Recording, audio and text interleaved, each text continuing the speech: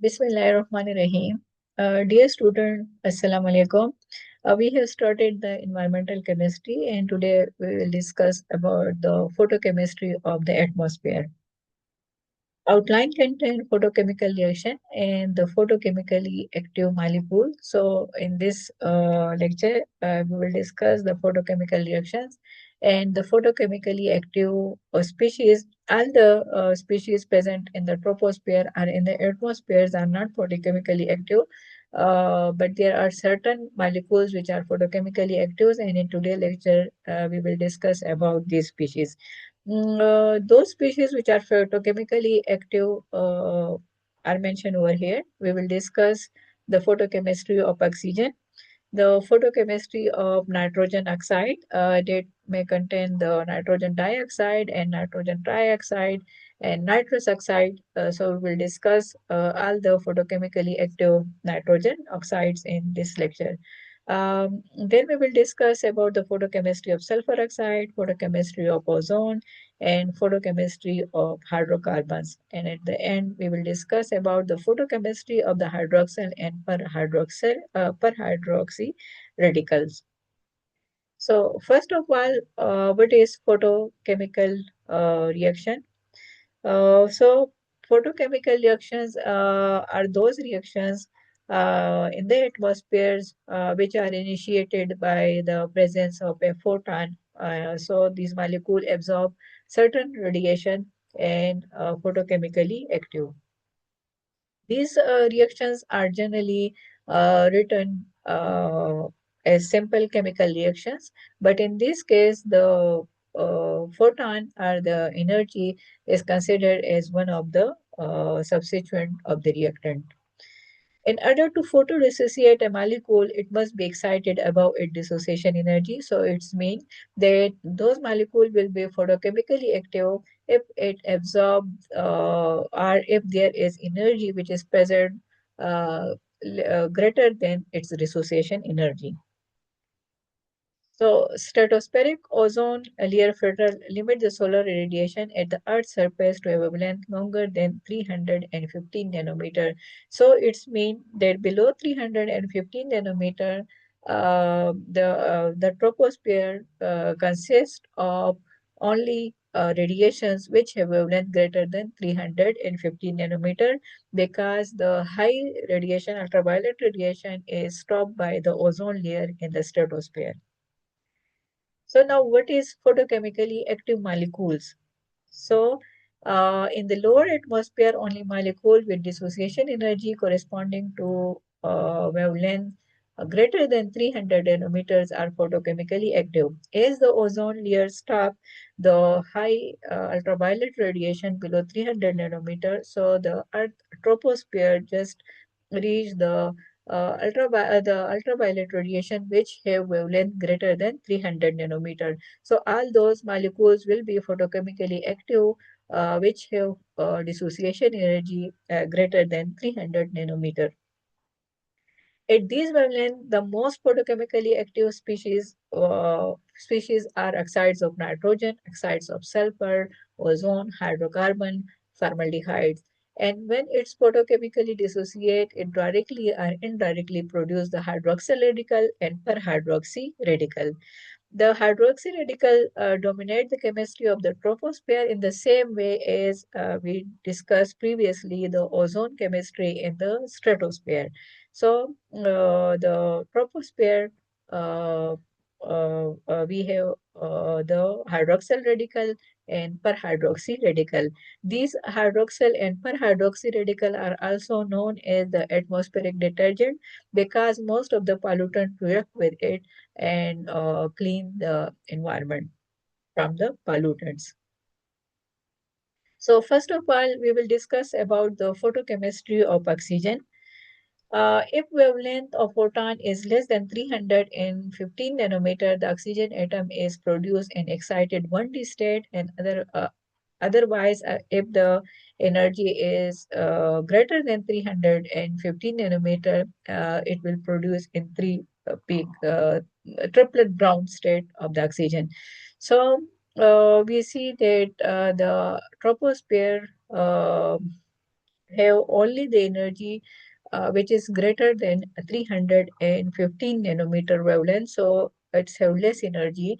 So if there is ozone depletion and if there is reaches to the troposphere which have wavelength less than 315 nanometer, then this reaction will be occur and the oxygen will be photodissociated to a triplet state, 3p oxygen, or to an excited 1d state, singlet excited state.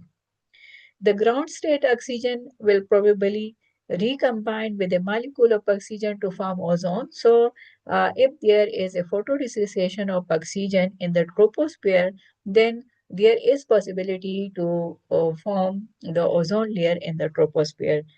The excited oxygen atom, which is in singlet state, is combine with the water molecule and produce the hydroxyl radical. So we can see over here that if oxygen photodissociate, it combined with water molecule to produce the hydroxyl radical, and the hydroxyl radical have very short time and it's very reactive. It's react with various pollutant and clean the environment from the pollutants. Photochemistry of nitrogen oxide, if we talk about the nitrogen dioxide, so if the wavelength is less than 397 nanometer or 400 nanometer, in the troposphere, the nitrogen dioxide photodissociate into nitrogen monoxide and oxygen in the ground state, 3p state. And in the stratosphere, the same nitrogen dioxide, when photodissociate, will produce the nitrogen monoxide plus oxygen in the excited state, in the singlet excited state. So in the troposphere, atomic oxygen in the ground state combine with the molecular oxygen and produce the ozone layer, while if it produce in the ground state, the 3p state, it combine also with the water molecule and produce the hydroxyl radical. So we can see over here that if oxygen photodissociate, it react with the water molecule to produce the hydroxyl radical, and in the same way, if nitrogen dioxide photodissociate, it produce the ground state oxygen and it combined with the water molecule to produce the hydroxyl radical. Photochemistry of nitrogen oxide in the stratosphere, the nitrous oxide, if photodissociated, produce the nitrogen gas plus oxygen in the excited state, but it's required energy of 200 less than 240 nanometer. It's mean that this reaction is not possible in the troposphere because in troposphere the energy is less.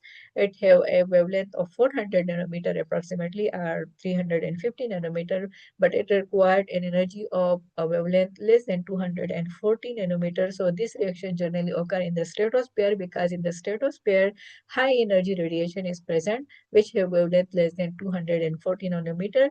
So it photodissociate and produce the nitrogen gas and oxygen in the singlet excited state.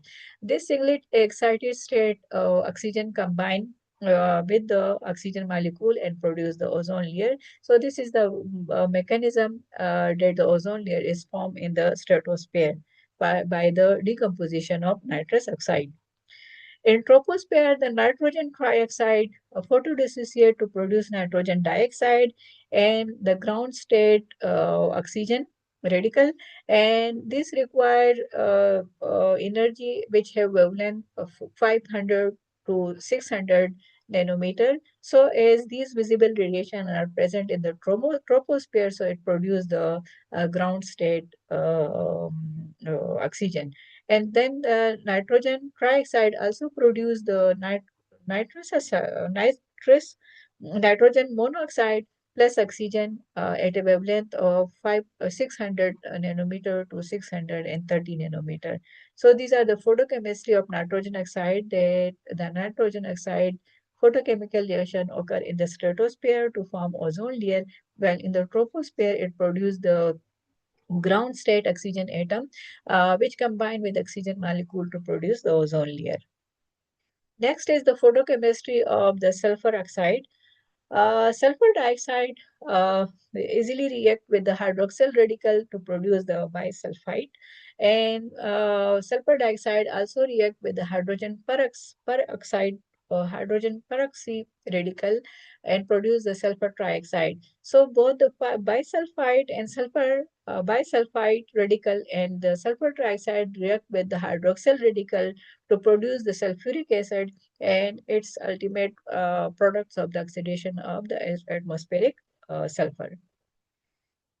Next is the photochemistry of ozone. If the wavelength is greater than 410 nanometer, the nitrogen dioxide photodissociate to produce the oxygen radical in the ground state, and that oxygen radical combine with the molecular oxygen to produce the ozone. The ozone molecule itself photodissociate and produce the oxygen radical and the oxygen molecule. And oxygen radical again react with the water molecule to produce the hydroxyl radical. So in the troposphere, these reactions are possible because in the troposphere, we have the visible radiation which have wavelength 400 to 800 nanometer. So these reactions generally occur.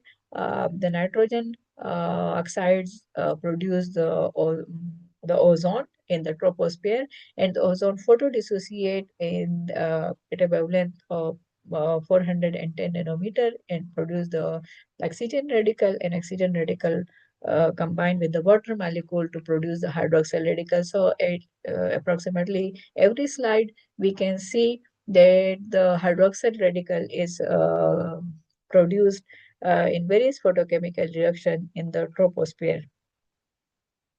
Photochemistry of the hydrocarbon. The hydrocarbons, for example, we can see over here if R is a hydrogen, then it is a methane gas. As the hydroxyl ion is present in the troposphere or in the atmosphere, so the alkane react with the hydroxyl radical to produce an alkyl radical. And this alkyl radical then further react with oxygen molecule to produce the RCH2O2 radical, and this react with the nitrogen oxide radical to produce nitrogen dioxide and RCH2O, and then RCH2O radical combined with oxygen molecule to produce the aldehyde and the perhydroxy radical. And then the perhydroxy radical combined with the uh, nitrogen monoxide radical to produce again the hydroxyl radical and nitrogen dioxide. So overall, we can see that the alkane molecule or the hydrocarbon react with the nitrogen monoxide and oxygen molecule to produce the aldehyde molecule, nitrogen dioxide molecule, and water. So overall, we can see that the aldehyde molecule is generally in the troposphere produced by the reactions of alkane with the hydroxyl radical and produce the aldehyde molecule. Aldehyde molecule attack of hydroxyl radical on the alkane it alkyl radical in a sequence of oxidation step yielding the aldehyde. So in the photochemistry, we can see that from this reaction, the aldehyde will produce in the atmosphere.